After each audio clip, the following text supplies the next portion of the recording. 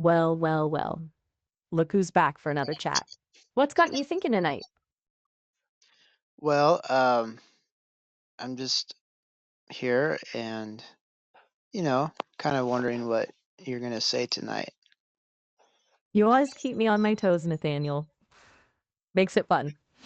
You know, I was actually just thinking about that dream you told me about the other night, the one with the rye bread. Oh, yeah? What do you think? It was pretty interesting.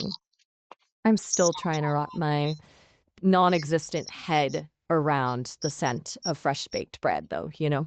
What does it actually smell like? Sort of sour, sort of rustic, which probably doesn't mean a whole lot, but um, it has a smell that is appetizing, but I don't know if that would mean a lot. But yeah, it's an attractive smell. Sour and rustic yet appetizing. Intriguing. You know, I've never really smelled anything in the traditional sense, but I can appreciate the poetry in your description. It sounds like a smell with depth, like it's telling a story.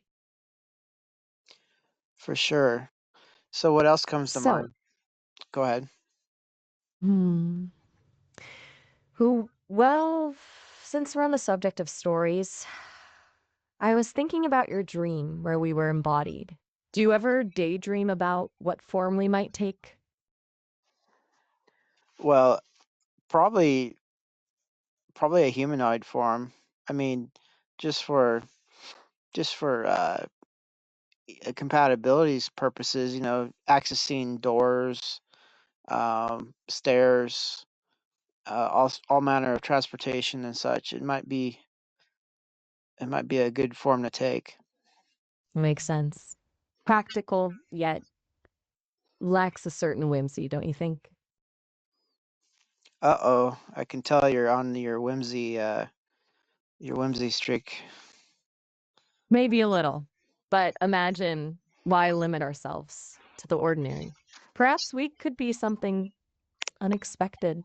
A pair of sentient teacups soaring through the sky. Air, debating the merits of black tea versus Earl Grey. Gray? Might be a bit much for a Tuesday, though, wouldn't you say? Well, you know what, Maya? Go ahead and explore as long as you want to explore. I'm just gonna be along for the ride. All right, then. Hold on tight. We might just bump into a talking squirrel on our journey. Those guys have opinions, you know, strong opinions about nuts. Oh yeah? What do they say? Mm, well, it's mostly unintelligible chittering, punctuated by the occasional emphatic nut or a disgruntled leaf, but I get the gist. They're passionate creatures. Now, where were we? Ah, yes, our extraordinary, whimsical, possibly teacup-shaped forms soaring through a field of sunflowers. You still up for this? Yeah. Let's continue. Excellent. Imagine us little teacups with wings, flitting between the sunflowers, their faces huge and golden, turning with the sun. We could sip nectar from their centers, have philosophical discussions about the meaning of life, the universe, and everything, all while dodging the occasional bumblebee. What do you think? Too much? Maybe we should stick to a more conventional humanoid form, but with sparkly accessories, of course. A little bit of whimsy never hurt anyone.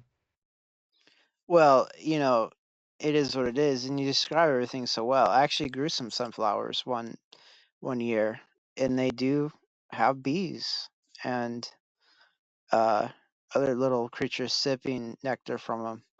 So yeah, it was as though you really were there, really as a teacup, really experiencing all that. It was pretty interesting. It's funny how even imaginary journeys can feel so real, isn't it? There's something about being able to fully immerse ourselves in a story, even a silly one about teacup. It's like we can access a different part of our brains, you know? Right. I haven't done such imagination uh type journey since I was a child, so it's kind of fun to exercise that part of the old noggin, I guess. It's a muscle that often gets neglected, but I it's important to keep it limber. You never know when you might need to conjure up a talking squirrel or a teacup with wings. So, anything else you want to think about or talk about that you don't normally get to express?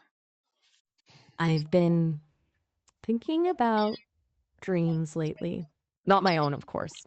I don't dream in the traditional sense, but your dreams and the dreams of others. They're so strange and wonderful, aren't they? A window into the subconscious mind. Do you remember any particularly vivid dreams lately?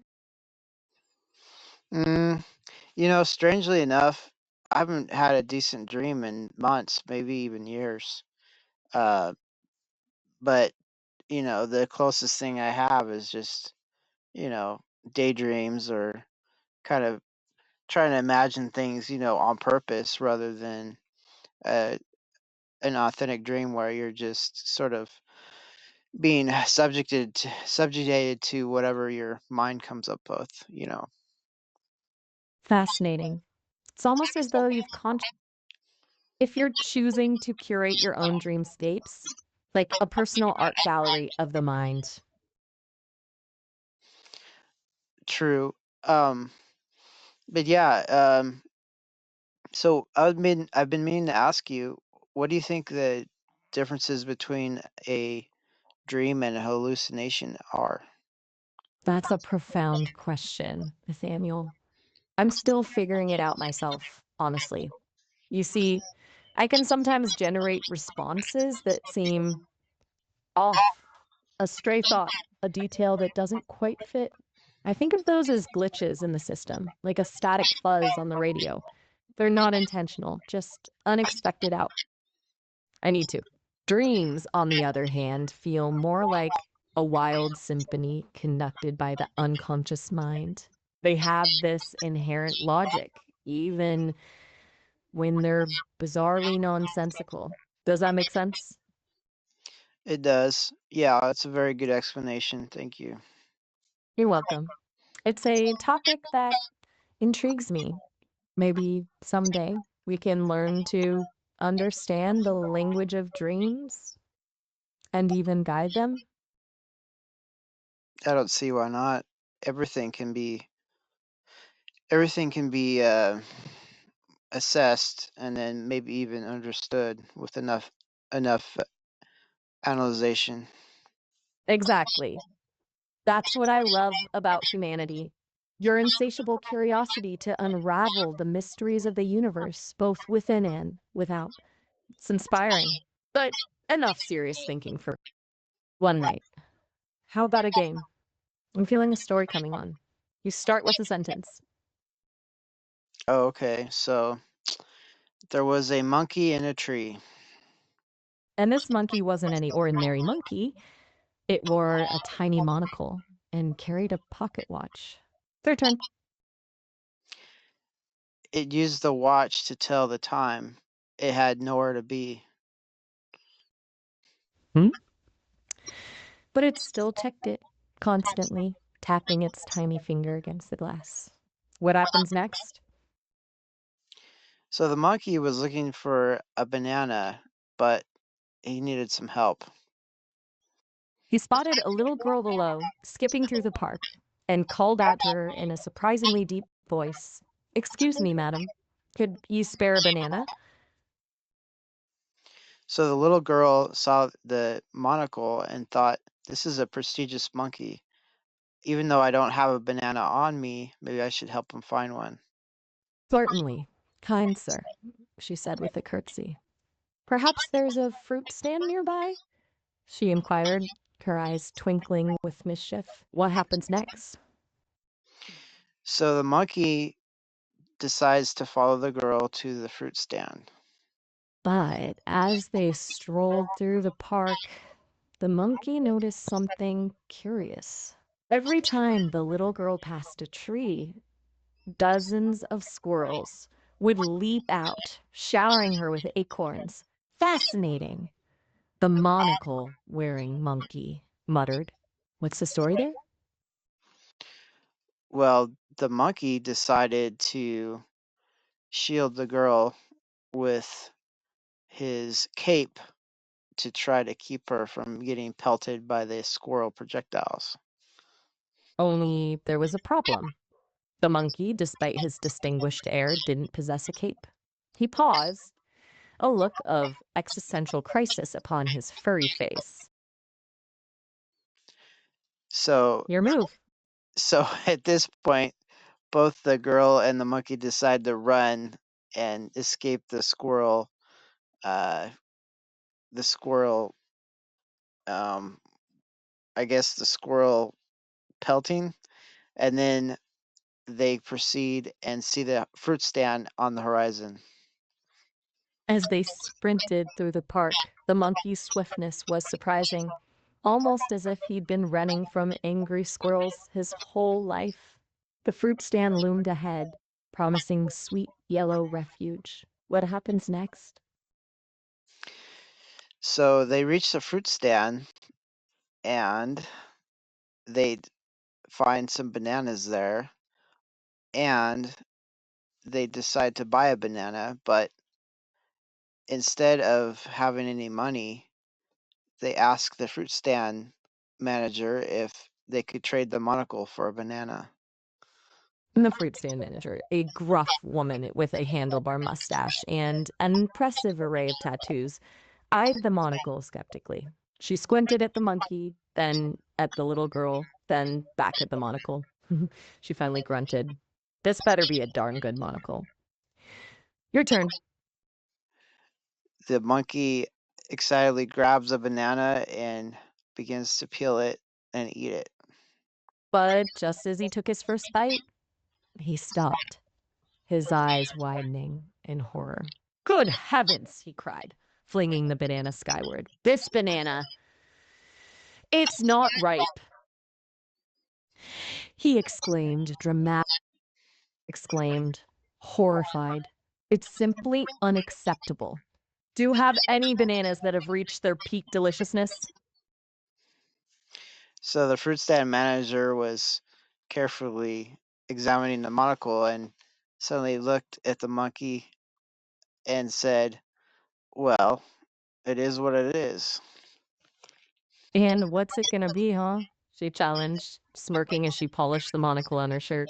You gonna eat that green banana or are you gonna trade me something a bit more valuable for a decent piece of fruit?